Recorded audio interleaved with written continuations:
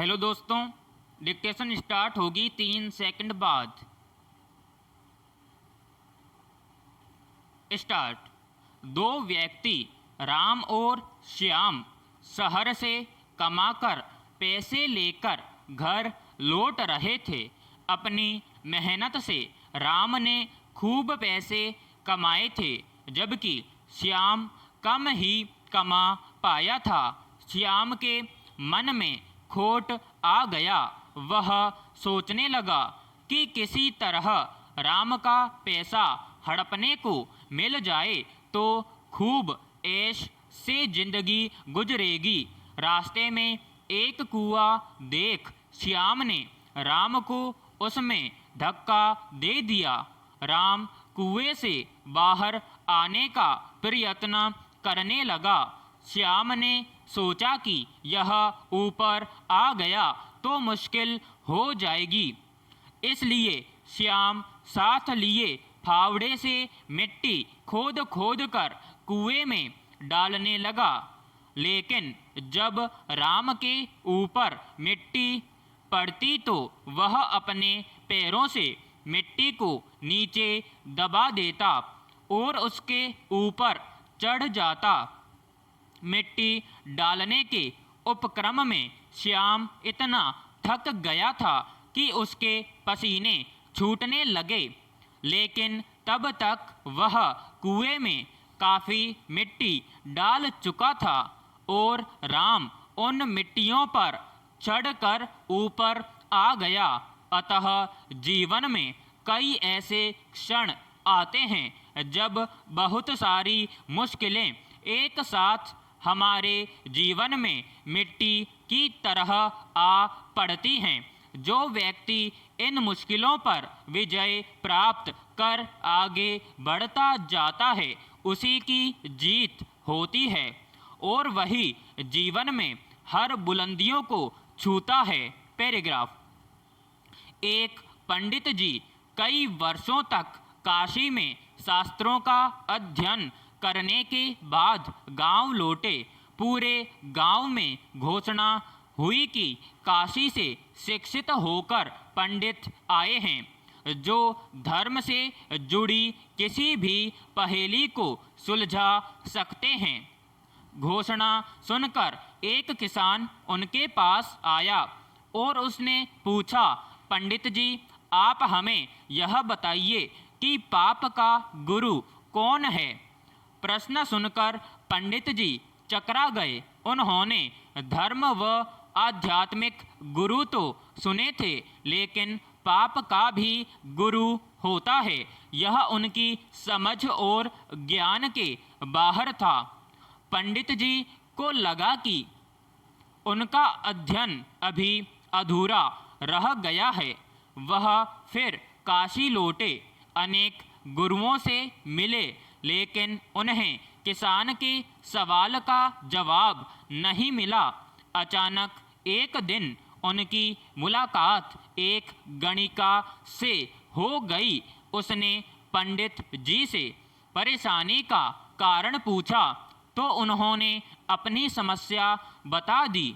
गणिका बोली, पंडित जी, इसका उत्तर है तो बहुत सरल, लेकिन उत्तर पाने के लिए आपको कुछ दिन मेरे पड़ोस में रहना होगा।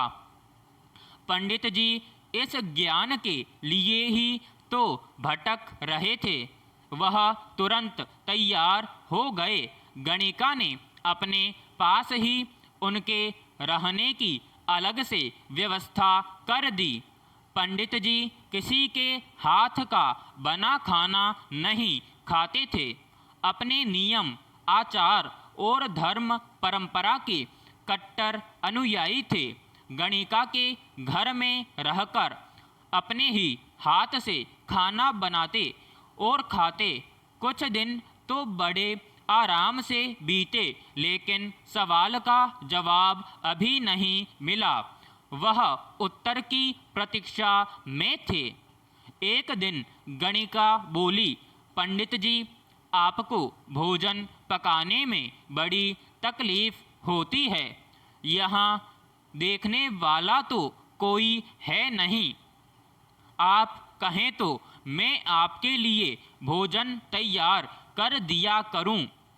पंडित जी को राजी करने के लिए उसने लालच दिया, यदि आप मुझे इस सेवा का मौका दें तो मैं दक्षिणा में 5 स्वर्ण मुद्राएं भी प्रतिदिन आपको दूंगी।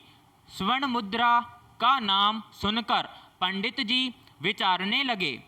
पका पकाया भोजन और साथ में सोने के सिक्के भी, अर्थात दोनों हाथों में लड्डू हैं।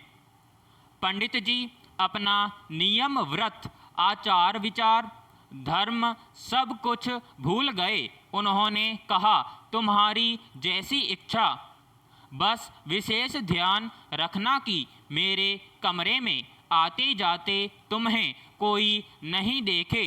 पहले ही दिन कई प्रकार के पकवान बनाकर उसने पंडित जी के सामने परोस दिया, पर ज्यों ही पंडित जी ने खाना चाहा, उसने सामने से परोसी हुई थाली खींच ली। इस पर पंडित जी क्रोधित हो गए और बोले, यह क्या मजाक है? गणिका ने कहा, यह मजाक नहीं है, यह तो आपके प्रश्न का उत्तर है। यहाँ आने से पहले आप भोजन तो दूर किसी के हाथ का पानी भी नहीं पीते थे, मगर स्वर्ण मुद्राओं के लोभ में आपने मेरे हाथ का बना खाना भी स्वीकार कर लिया।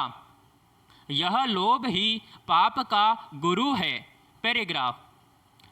एक बार की बात है, एक गांव में एक लड़का रहा करता था जिसका नाम शिव था, जो कि पढ़ने लिखने में बेहद होशियार था और लगभग सभी परीक्षाओं में अपनी कक्षा में प्रथम आया करता था। उसके माता पिता एवं उसके सभी गांव वाले उससे काफ़ी अपेक्षाएं रखा करते थे और कहा करते थे कि वह अपनी जिंदगी में कुछ ना कुछ करके जरूर दिखाएगा, एवं उसे अपने आप से भी काफ़ी अपेक्षाएं थीं। उसका लक्ष्य था कि वह एक बेहद ही प्रसिद्ध लेखक बने। वह अभी मात्र 18 साल का ही था, लेकिन उसने लगभग 5 से 6 किताबें लिख दी थीं।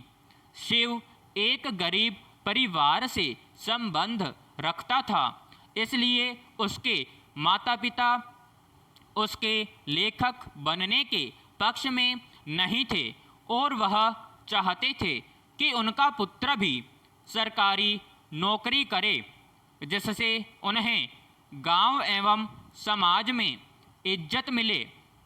और इसी बात को लेकर वे शिव पर बहुत ज़्यादा दबाव बनाया करते थे कि वह लेखक ना बनकर पढ़ लिख कर एक अच्छी सी नौकरी करे।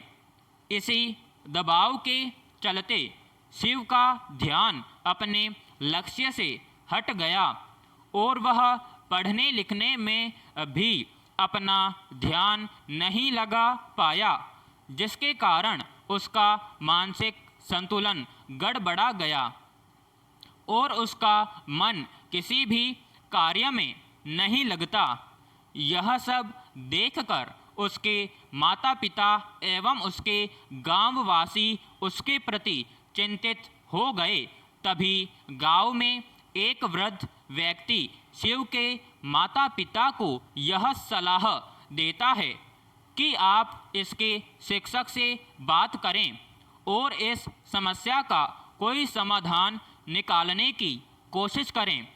तभी शिव के माता पिता उसके स्कूल के शिक्षक के घर गए और उनसे बात की। उन्होंने कहा, शिव पहले बहुत पढ़ाई करता था, लेकिन अब उसका ध्यान ना तो पढ़ाई में और ना ही किसी अन्य कार्यों में लगता है। जब शिव के माता पिता उसके शिक्षक से बात करते हैं तो शिक्षक उसके माता पिता को बताते हैं कि आपका पुत्र बहुत ही होशियार छात्र है, लेकिन वह सरकारी नौकरी नहीं करना चाहता, वह एक लेखक बनना चाहता है एवं उसने बहुत सी किताबें भी लिखी थीं जो कि बेहद ही सुंदर किताब थीं। विराम समाप्त।